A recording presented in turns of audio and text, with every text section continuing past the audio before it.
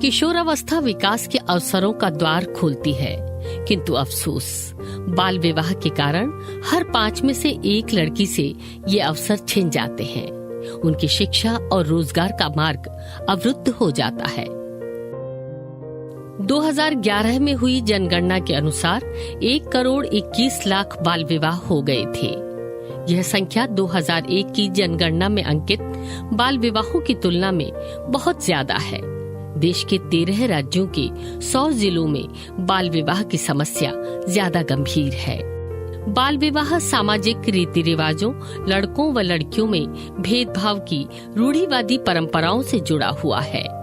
बाल विवाह के कारण लड़कियों से उनका बचपन छिन जाता है और असमानताओं का कुचक्र पीढ़ी दर पीढ़ी चलता जाता है। सरकारी आंकड़ों के अनुसार बाल वधुओं में से 36.8% कुपोषित हैं और 31.8% 18 साल की उम्र में मां बन चुकी हैं।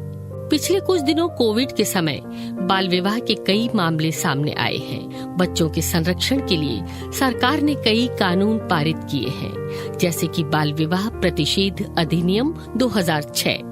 अतः इस अधिनियम और बच्चों के अधिकारों के बारे में जागरूक होना बहुत जरूरी है।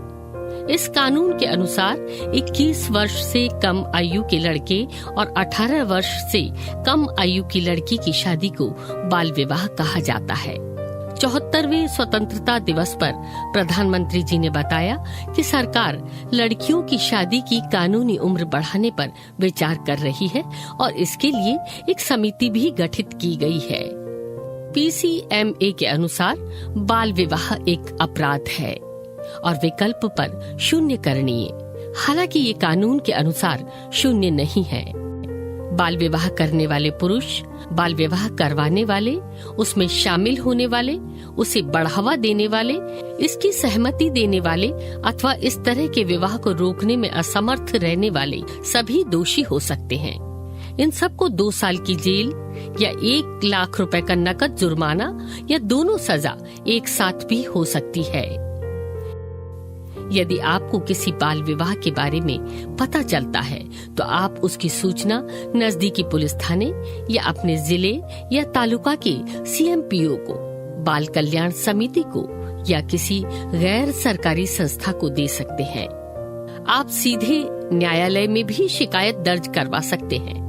यदि किसी का बाल विवाह हो जाता है तो इसके लिए कई कानूनी उपाय हैं। कोई भी लड़का या लड़की इस तरह के विवाह के शून्यकरण के लिए याचिका दायर कर सकता है।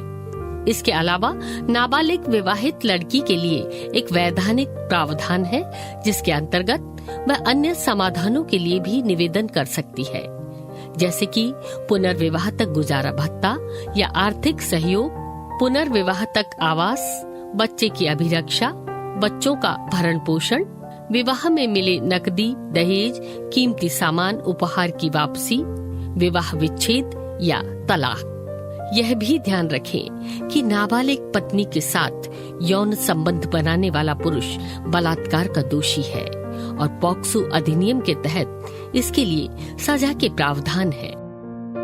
हम यहाँ युवाओं को दी गई गांधी जी की सलाह याद दिलाना चाहेंगे कि वे कभी बाल विवाह के बंधन में ना पड़े, क्योंकि यह हमारे समाज के लिए अभिशाप है।